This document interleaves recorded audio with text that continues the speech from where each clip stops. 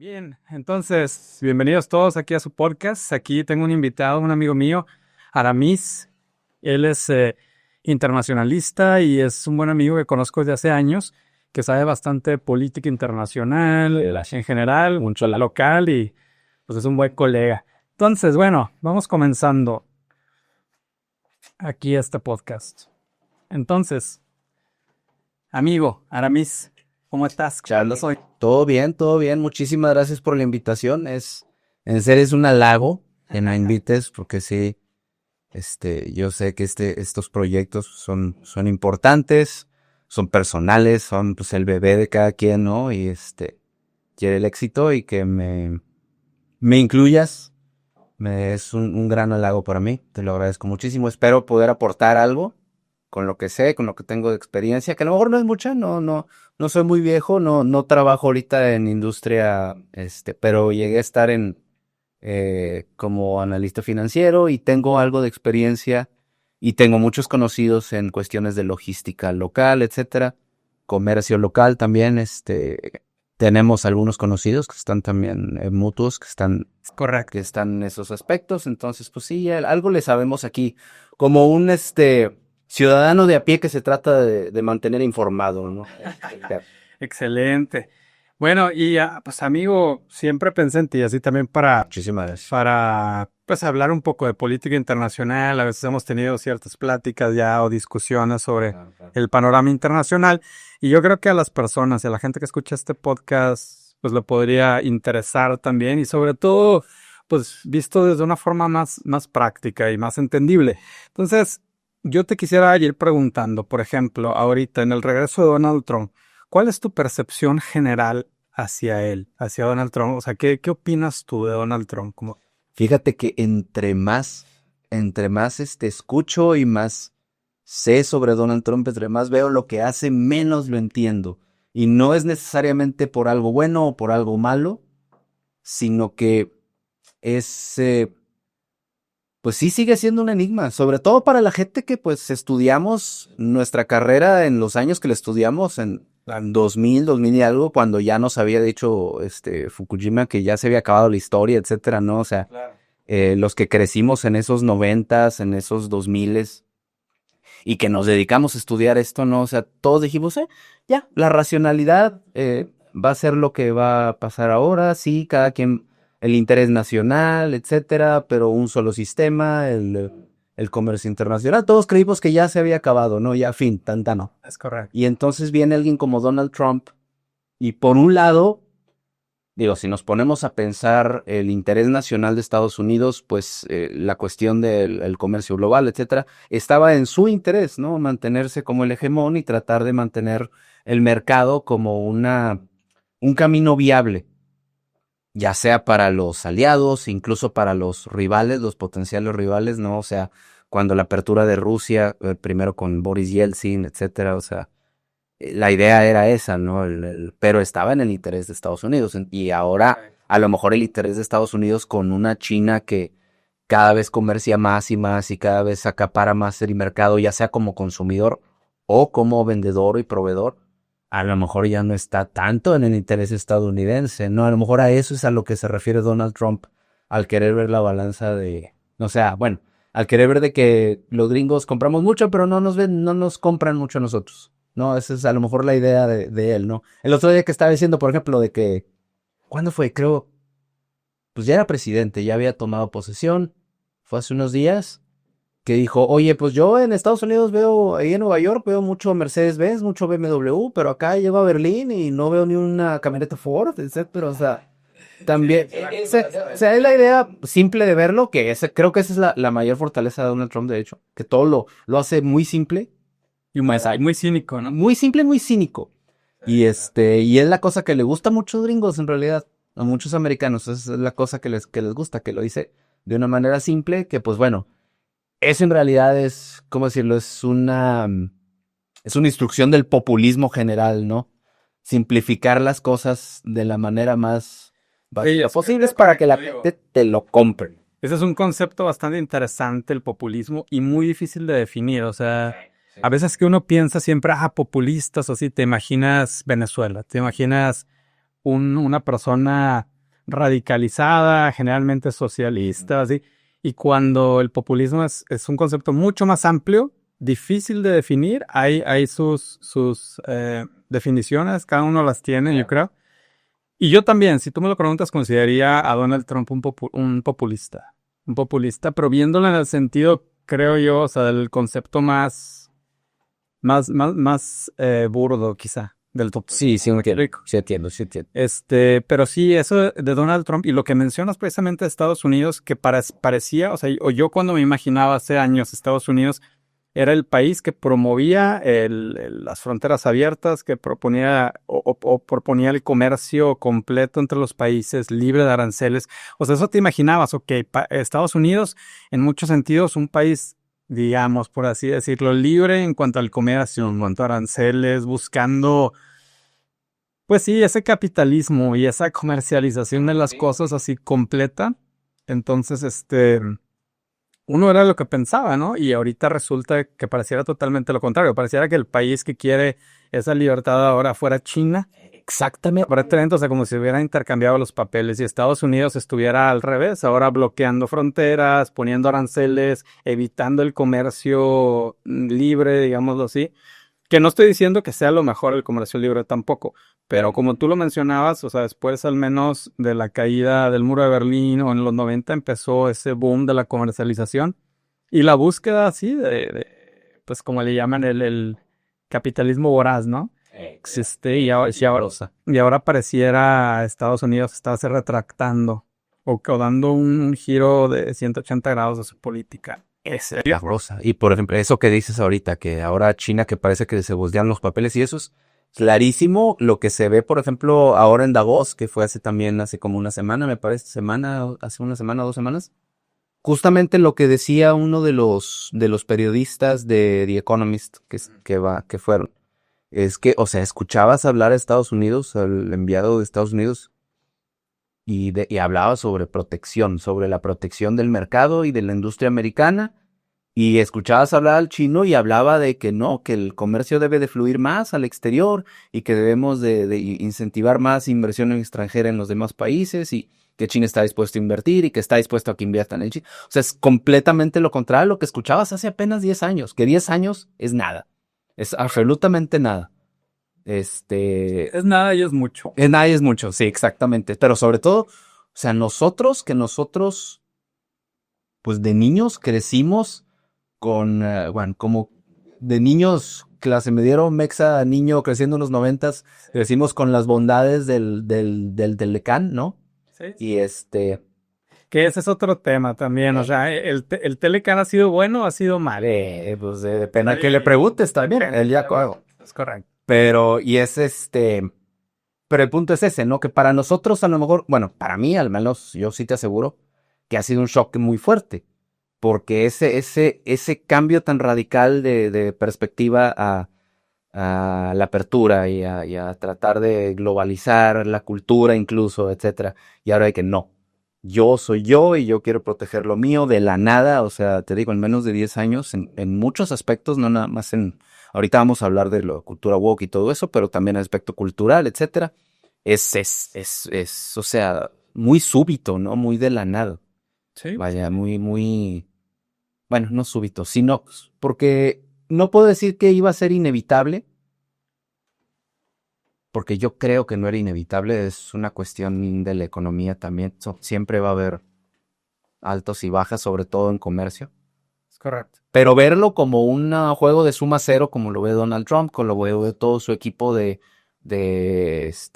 nacionalistas económicos, como Stephen Bannon, por ejemplo, que es de los principales asesores económicos, que ese sí es un economista nacionalista, o sea, de economía nacionalista, que quiere reindustrializar por completo Estados Unidos. Entonces, es un cambio sumamente radical para nosotros que estudiamos todo eso durante el tiempo que estudiamos, que a nosotros nos parecía algo racional, aunque también veíamos el lado malo y veíamos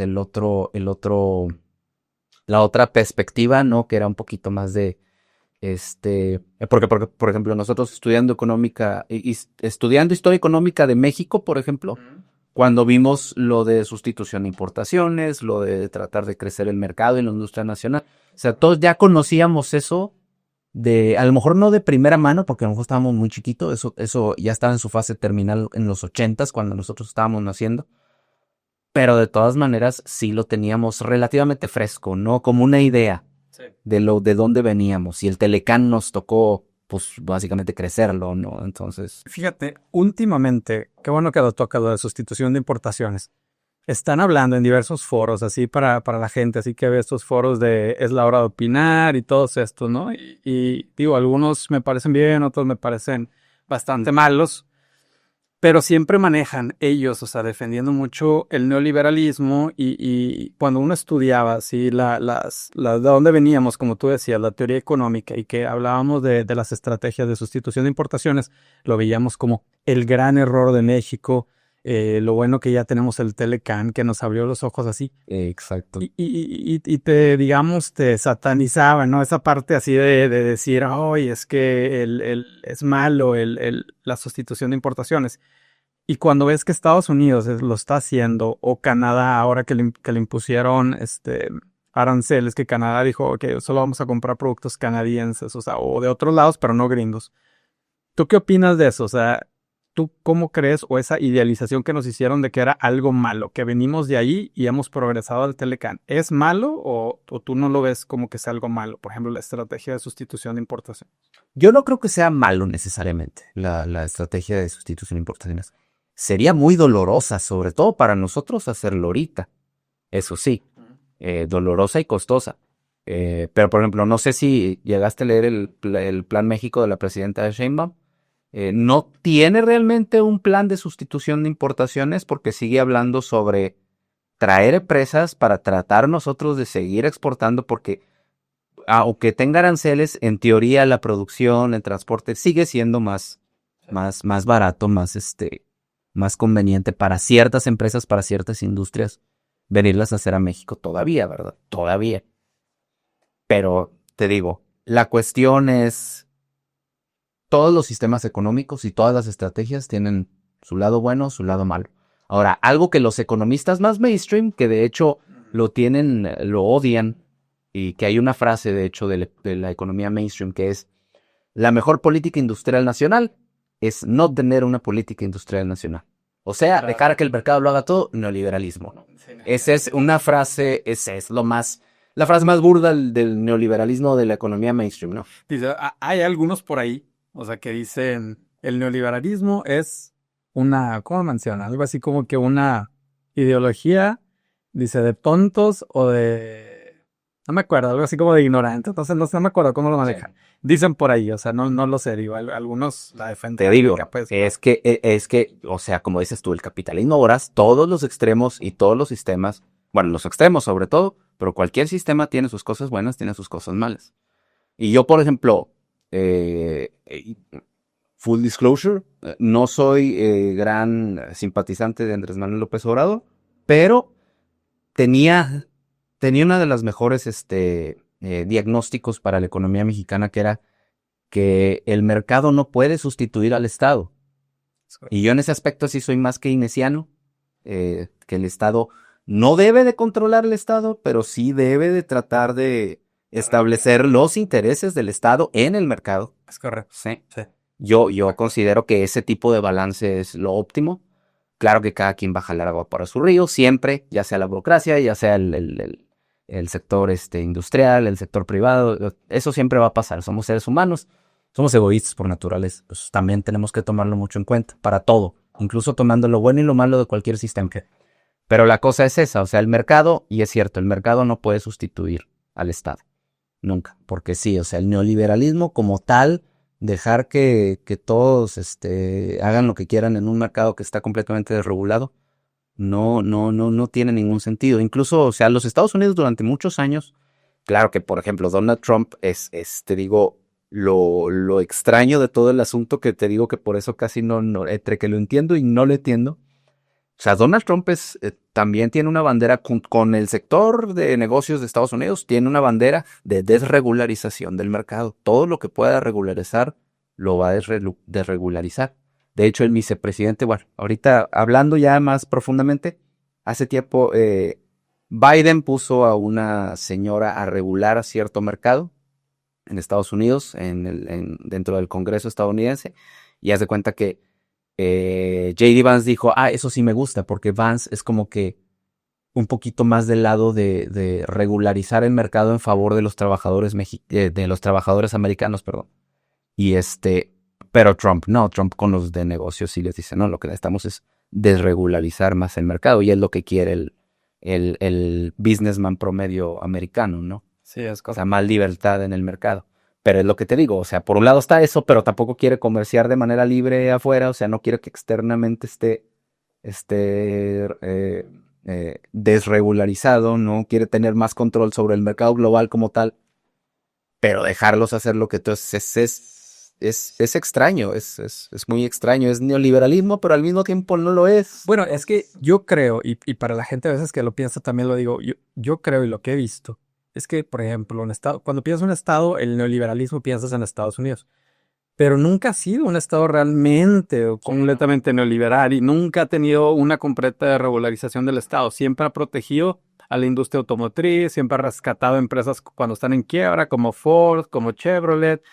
Y eso va totalmente en contra del neoliberalismo. Siempre ha protegido a la industria, que muchos creen que no, por ejemplo, que dicen que le va a poner aranceles al acero, pero toda la vida siempre la ha protegido a la industria del acero en Estados Unidos. Entonces, ha protegido industrias como pues, del campo, como John Deere, como Caterpillar, etcétera. Pero realmente nunca ha sido un estado full así neoliberal, ¿verdad?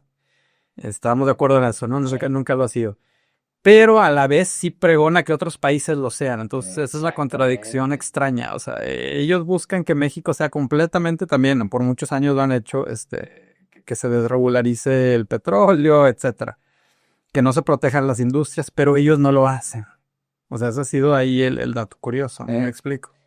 La hipocresía de la potencia es lo que hacen las superpotencias para mantenerse. La hipocresía de la potencia hegemónica, ¿no? Exactamente. Es correcto. Esa es la cosa. Ok, también te quería preguntar, ¿tú qué opinas? Dicen que en este momento y ha habido incluso películas de eso, como esta última que hubo que se llamaba Guerra Civil, o así, no sé si la viste. No la iba a ver, pero sí, más o menos de qué se trataba. Ay, digo, la verdad, yo la vi, está muy padre, me gustó mucho. Sí, pues es de A24, bastante buenas películas que tienen. Es correcto. Y hazte cuenta que lo que plantean en películas y que muchos dicen es que Estados Unidos es un pueblo actualmente fragmentado. ¿Tú qué opinas de eso? ¿Sí están fragmentados? ¿No están fragmentados? ¿Nos puedes describir ahí cuál es tu percepción? Mira, la cosa, yo con mis amigos americanos que hablo, tengo amigos en Texas, Los amigos estadounidenses mis amigos estadounidenses. Mis amigos estadounidenses, o gringos, como que quiera. gringos estadounidenses, norteamericanos tampoco, pues, también en Norteamérica acá. Estadounidenses y gringos de forma. Pero sí, fíjate, tengo en Texas y en Boston, tengo 4 amigos de allá. Y realmente no piensan muy distinto, pero porque viven o sea, los dos viven en Dallas y los otros dos viven en Boston. O sea, son ciudades grandes, americanas. El verdadero split, la disyuntiva que hay es entre, si quieres verlo de manera geográfica, entre las costas, costa este, costa oeste, Es correcto. ¿sí? El Midwest, todo lo demás, y el Rust Belt, ¿no? O sea, la parte industrial y la parte agricultora, agrónoma. Pero más importante, y bueno, el número de votos, a lo mejor no tanto, ya sabes, al momento de la presidencia no pesa tanto porque ya sabes que son O sea, después elegir. que el colegio electoral, etcétera. Pero a número de votos, la diferencia más importante es entre urbano y ¿cómo se dice? El campo, ¿no? O sea, rural, perdón, entre urbano y rural. Las ciudades, pues obviamente, dejan tú que sean educadas, sino que simple y sencillamente están acostumbrados a un cierto tipo de vida y a un cierto tipo de trabajo. O sea, el oficinista es más propenso a no necesariamente votar demócrata como tal, pero sí tener una idea menos negativa sobre, digamos, los trabajadores del campo mexicanos que hay en California, ¿no? Por decir algo. Pero a pesar de que California, pues, es un estado muy demócrata, ¿no? Pero, por ejemplo, te vas a, no sé, Ohio, que es un sector industrial. Eh, Te vas a Ohio y, pues, tienen una idea más aversiva a lo que es a que se vayan las empresas de Ohio, ¿no? Y que se vayan a México, a Canadá también incluso. O sea, que se vayan a buscar costos más bajos y que a ellos los dejen sin trabajo. Creo que es la parte, la diferencia real de cómo está dividido en cuestión económica. Y eso también influye en la cuestión cultural. Ahora, la cuestión cultural sí creo que es más eh, geográfica, de las costas, porque sí, o sea, Nueva York, Massachusetts, a lo mejor no Florida, pero toda esa parte, lo que eran las 13 colonias, etcétera, y básicamente toda la costa oeste, que la costa oeste sí es súper, súper liberal, o sea, desde Seattle hasta San Diego, haz de cuenta, es un festival hippie, toda esa parte, ¿no? Sí, realmente, culturalmente, pues ahí es todo el núcleo del woke, ¿no? O sea, entonces culturalmente sí creo que es geográfico, pero económicamente depende de la zona y depende si es urbano, más rural. Porque incluso si hablamos de fábricas, si hablamos de fábricas en todo el Rust Belt, Ohio, Pensilvania, etcétera, toda esa parte realmente es más, o sea, sigue siendo rural, a pesar de que no es agrónoma, pero sigue siendo rural, son fábricas y son pueblitos que están basados alrededor de las fábricas. Eso es básicamente como empezó Saltillo también. Sí, si lo vemos así. Bueno, no como empezó ella, no como empezó, como volvió a industrializarse, ¿no? Saltillo, como empezó a industrializarse Saltillo, que ya pusieron la zona industrial, se vino el Telecán, como estamos más cerca, bla, bla, bla, empezó a crecer por eso, ¿no? Pero esa es la idea, o sea, mi punto es que es una cuestión más, ya sea geográfica, en lo cultural, pero económica va mucho más en cuestión de si es una ciudad, si es un pueblito, un pueblo pequeño o incluso rancherías, etcétera.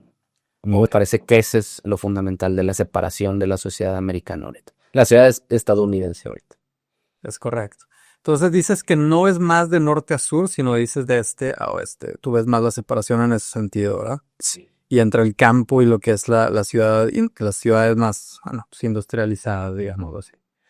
Ok, y en cuanto a las ideas, tú ves separado el pueblo de Estados Unidos en cuanto a sus ideas, más que, sí, como dices tú, en el campo, la ciudad como tal, pero a lo que me refiero es a las ideas, a su percepción política. Y valores, etcétera. Y valores, etcétera. ¿Tú lo ves fragmentado? Sí, pero también es por una cuestión más, bueno, no necesariamente en base a una cuestión económica, pero es por razones similares. Mira, si tú te fijas, o sea, el americano conservador promedio realmente no quiere inmiscuirse ahorita en otras cosas que no sean, o sea, cuestiones estadounidenses. O sea, no le gusta ya el intervencionismo a los conservadores ahorita.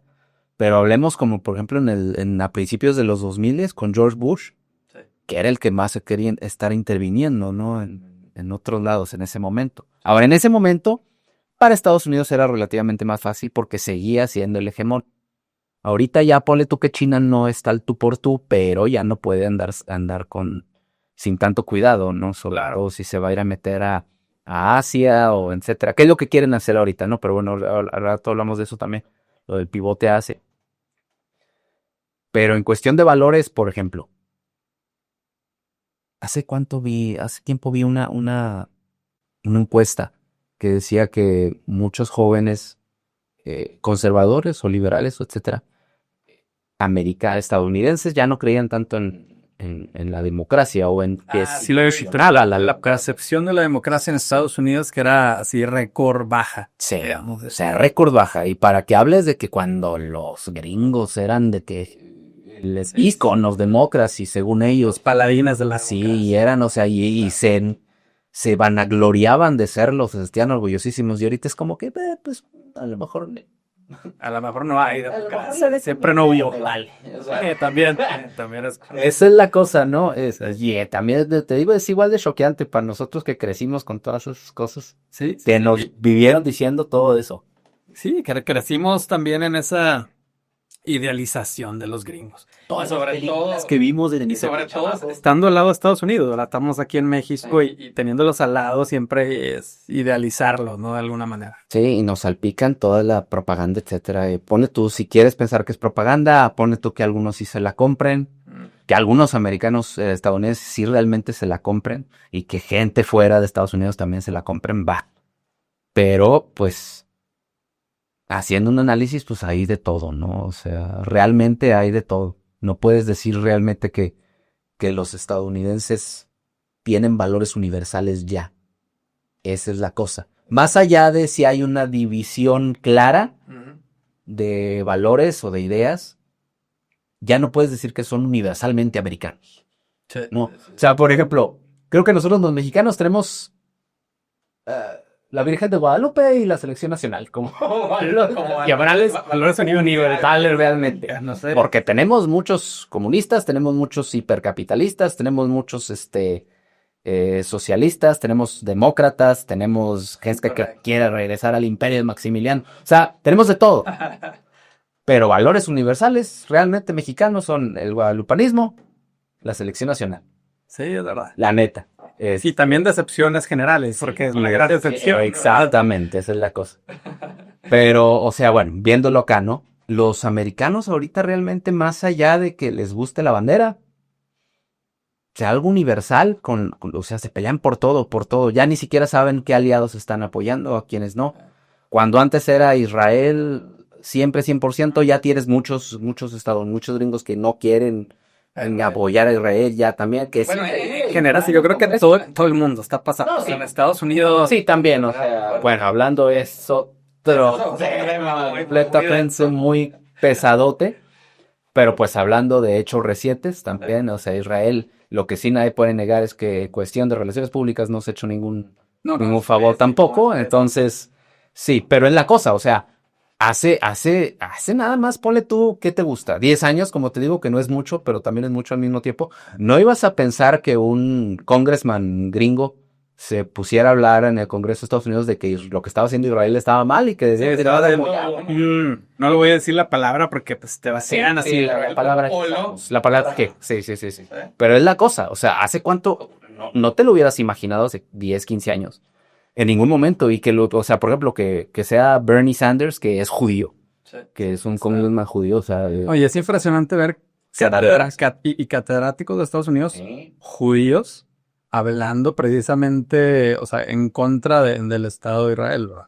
Entonces eso es algo que antes no pasaba tampoco tanto. Y esa es la cosa, mi punto para el tema, para la pregunta que hacías, es que ya no es tampoco universal, ya no es una cuestión americana o gringa universal.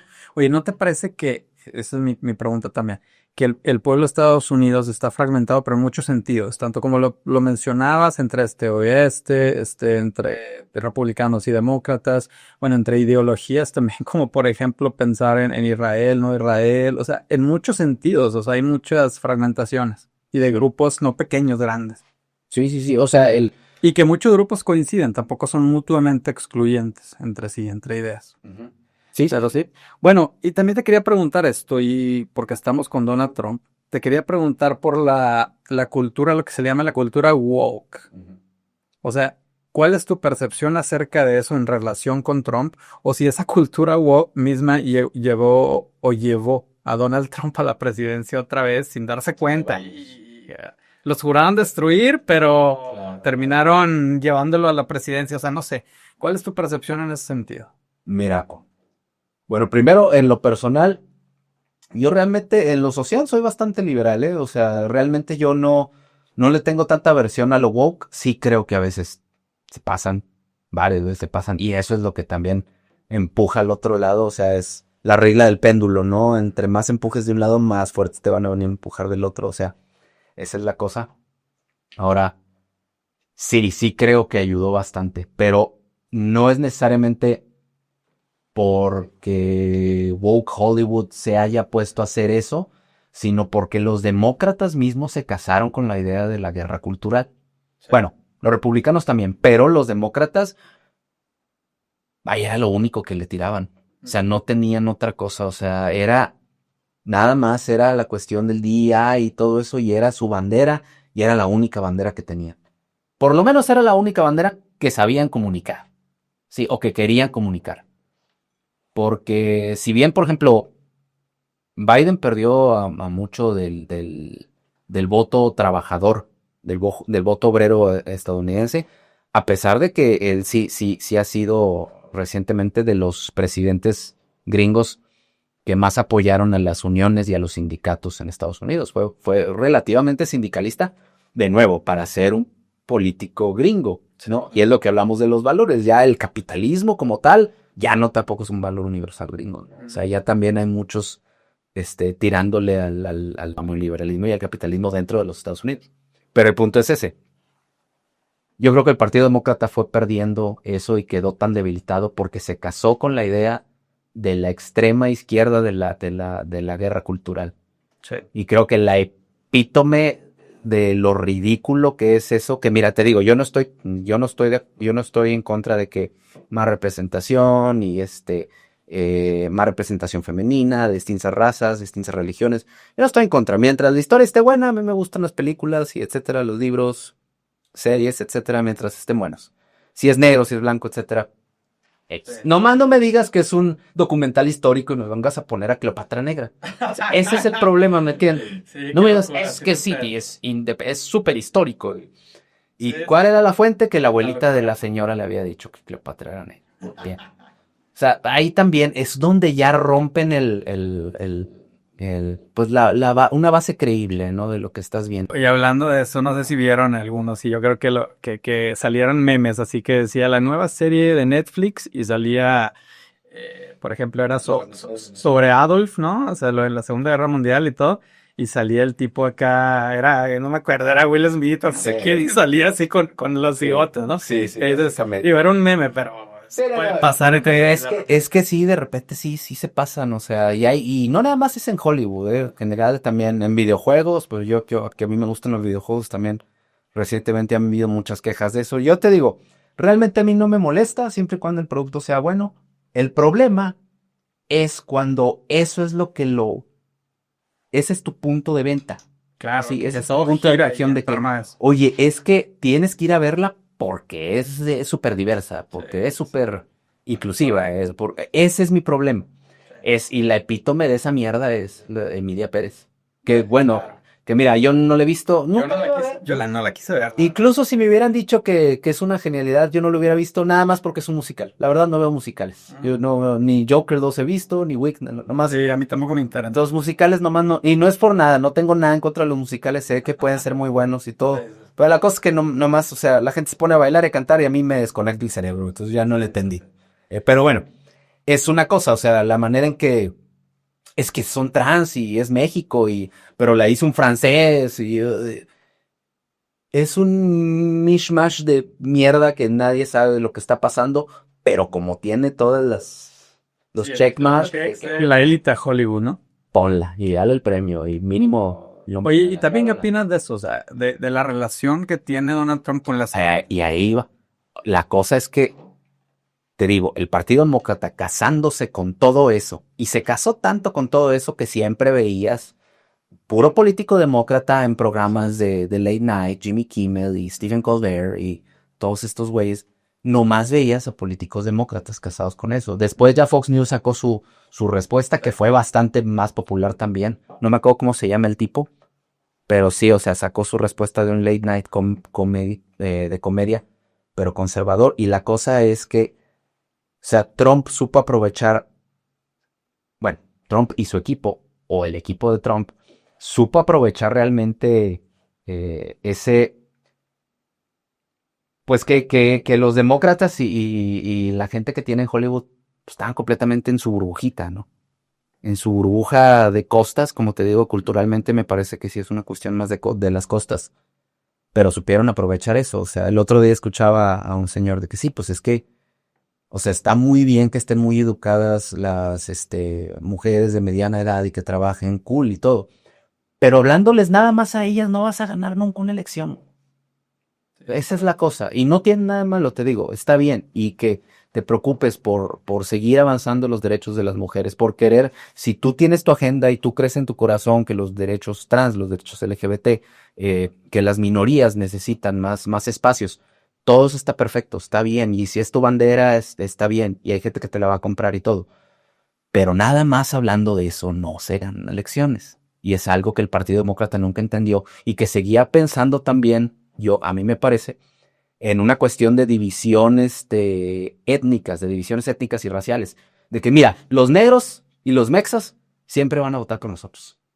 Sí, Así de simple. Sí, esa era la mentalidad, básicamente. es correcto. De que esos siempre van a votar por nosotros. No importa qué hagamos, si les hablamos o no, siempre van a votar por nosotros. ¿Qué pasó? Pues el voto latino lo perdieron casi todo. El voto masculino afroamericano también perdieron mucho.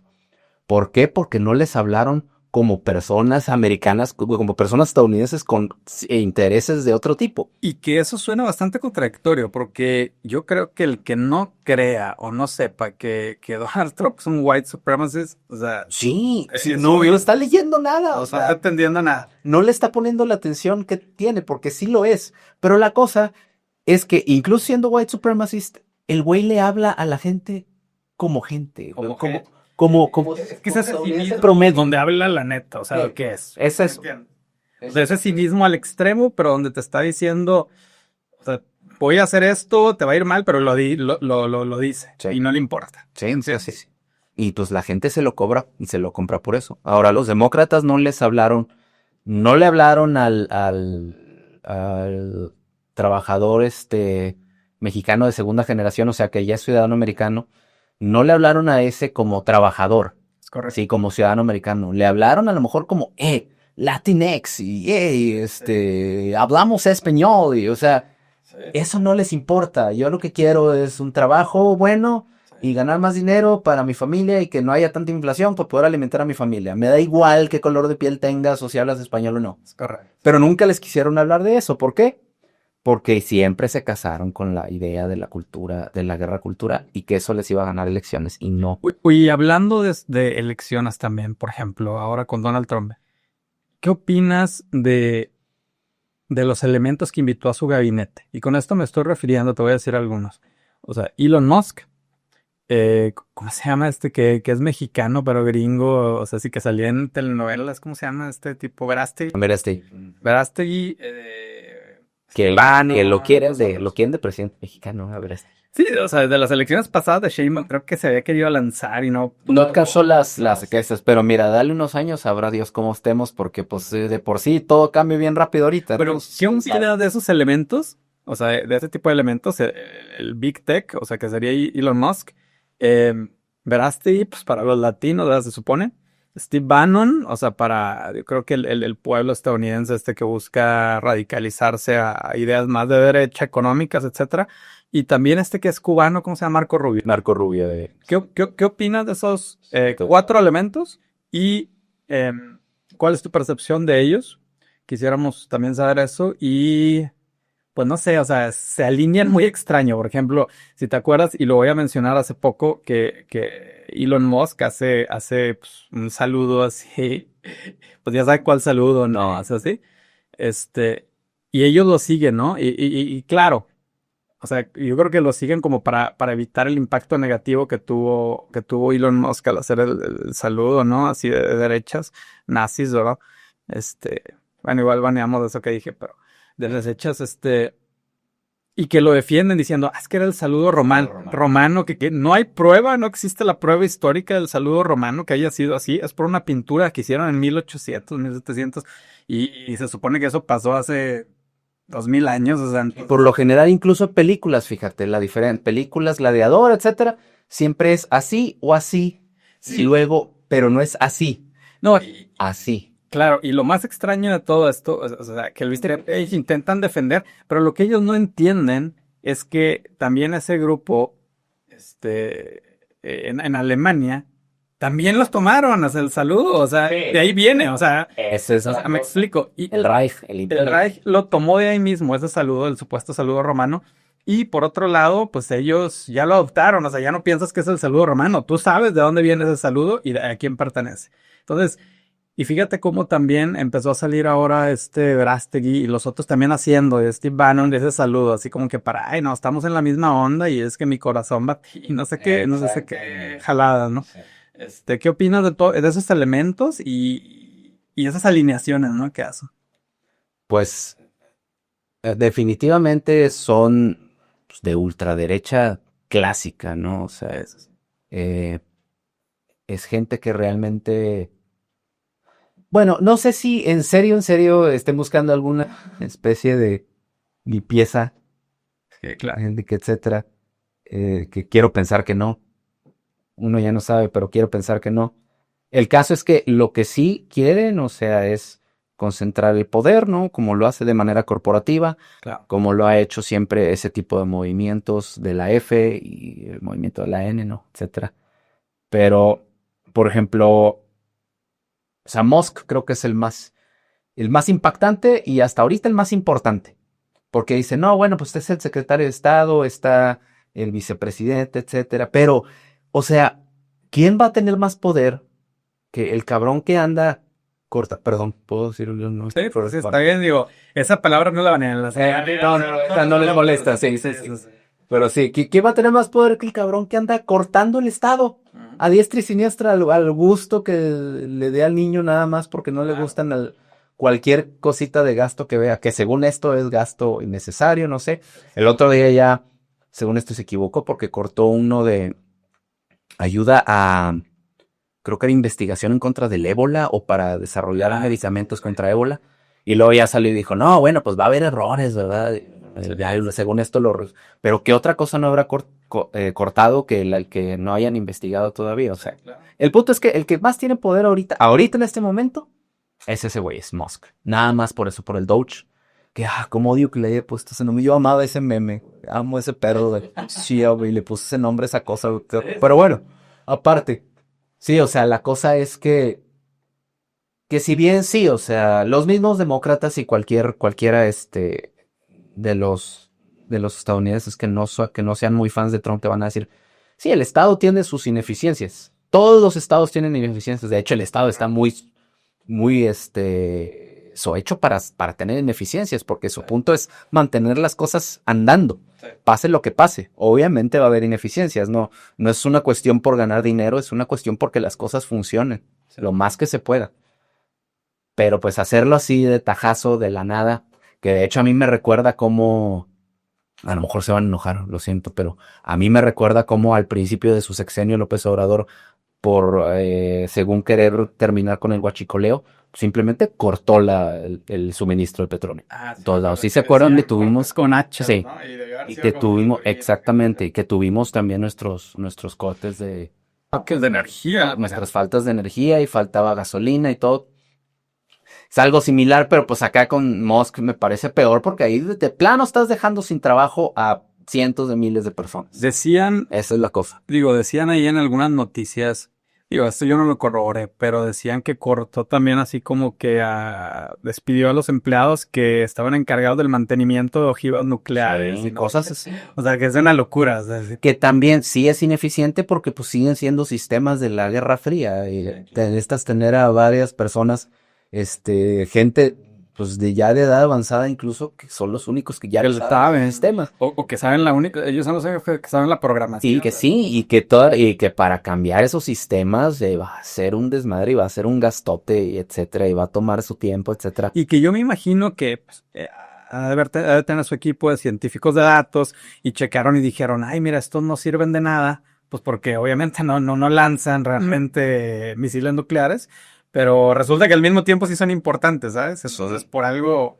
pues no sé. Por cuestión de, o sea, sí, o sea, deben de ser protocolos de seguridad que deben de, o sea, por lógica misma, por sentido común. Ellos dicen que sentido común, bueno, sentido común es que ese tipo de mecanismos tengan muchos protocolos de seguridad para que no pueda llegar nomás cualquier cabrón y cualquier random a picarle al botón rojo. O sea, esa es la idea. Esa es la idea de todos esos sistemas. Pero bueno, sí, o sea, cortar, te digo, Musk es el que me parece el más impactante, el más terrible y el que más poder tiene ahorita porque anda cortando al Estado por donde quiera. Me parece, por ese lado. Marco Rubio, fíjate que dentro de los elementos radicales de Trump, creo que es el más normalito. Sí. Es el más, ¿cómo se dice? Insider politician, ¿no? Un político común. Creo que fue senador durante mucho tiempo. No me acuerdo si fue gobernador. No fue gobernador de Florida. Creo que fue congressman. Pero fue congressman y fue, creo que senador de Florida. Sí. Que bueno, Florida, pues a Trump le encanta Florida. Es básicamente Trumpópolis, Florida, ya todo. Pero sí, Marco Rubio dentro de lo que hay. Yo que no soy muy fan del castrismo y de la Cuba castrista, pues por ejemplo lo que es Cuba y lo que es Venezuela y todos los aliados es súper anti eso. Entonces creo que lo puso precisamente por eso. Precisamente Trump lo puso para que, a ver, necesito que me arregles aquí el hemisferio. Porque ya nos vamos a retirar de Europa, entonces arréglame aquí el hemisferio para empezar algo así el pivote hacia. Entonces, quién sabe qué tanto vaya a meterse. Ahorita, por ejemplo, ya les cancelaron unas licencias petroleras a Venezuela. Exxon, ¿no? A Exxon y a otras que ya estaban operando otra vez normalmente en Venezuela y dijeron, no, vamos otra vez, para atrás. Bueno, creo que a eso se refiere, creo que por ese lado va. Supongo también que para tratarlo o sea, tener a un hispanohablante un poquito más común también con nosotros, para tratarlo de la inmigración fentanil, que o sea, esa es la bandera principal de Trump, ¿no? Me parece. Todavía me parece que esa sigue siendo su bandera principal. La inmigración principal, ya. Sí, la bandera principal que agarra él para hacer lo que realmente quiere hacer, ¿no? Exactamente, el banner, ¿no? Entonces, sí, yo creo que eso es lo que quiere. No sé qué tanto lo quiere arreglar, porque los businessmen americanos les interesa que llegue mano de obra barata, etcétera. Pero bueno, yo creo que es por eso. Creo que es el menos preocupante, me parecería. Por lo menos hasta ahorita. ¿Qué te gusta? J.D. Vance, el vicepresidente, te digo, según esto, él es más, como que más de la derecha, pero de la derecha obrera. Sí. Más sí es obrero, pero es más corporativista, como quiera. Y él no es businessman ni nada. Él venía en una familia pobre y se fue al ejército, me parece. Estuvo en Irak.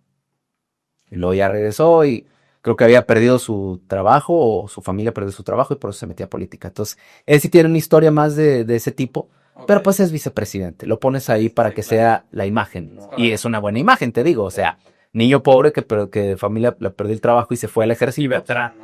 Es así la idea del gringo. Héroe. Sí, exactamente. Sí, claro. La que sí me da mucha risa, nada más risa, la de educación, que es la esposa de Vince McMahon, el de WWE. ¡Wow, güey! Que haya puesto, o sea, eso es ya, está sanada. ¿No viste la de Idiocracy? La película de Idiocracy. No la vi. Idiocracy, ¿de cuánto se trata? Pues de eso, de que ya. O sea, todos Estados Unidos son un montón de idiotas y votan por un luchador. O sea, y todos están a 2-3 términos de llegar al presidente luchador, cara. Que no se me hace raro, güey. Sí, no, ya Hulk Hogan, presidente, pinche de 30 y algo, güey. No, pues sí, o sea, sí me dio mucha risa porque creo que llegó a ser maestra cuando se casó con este güey a los 22 años. Sí. Se casó con este güey y este güey se hizo millonario, pero como fue maestra durante 5 años a lo mejor de su vida, ya, se casó de educación. O sea... Pues parece una historia también mexicana. O sea, sí, no. No, la cosa es eso, o sea, que realmente que es paradójico, fíjate, porque sí. La democracia, al fin y al cabo, pues para eso es, para que llegue cualquiera. Sí, es correcto. No, o sea, en teoría uno quiere pensar que va a elegir la mejor opción y que esa opción va a elegir a los mejores miembros que se pueden caber en teoría. Pero pues la democracia es para que llegue el que quiera.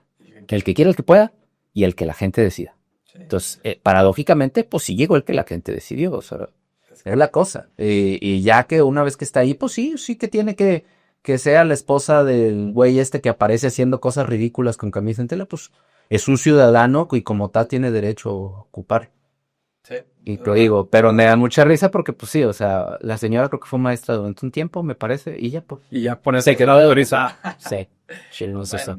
¿Te parece si ahorita en el panorama internacional, ahorita que hemos visto Estados Unidos y todo, antes de entrar al panorama nacional, o sea, lo que va a pasar en México, hacemos una pausa y el panorama mexicano en relación con Donald Trump lo vemos como una segunda parte? Va, perfecto. Órale. Gracias, amigos. Gracias, qué amables.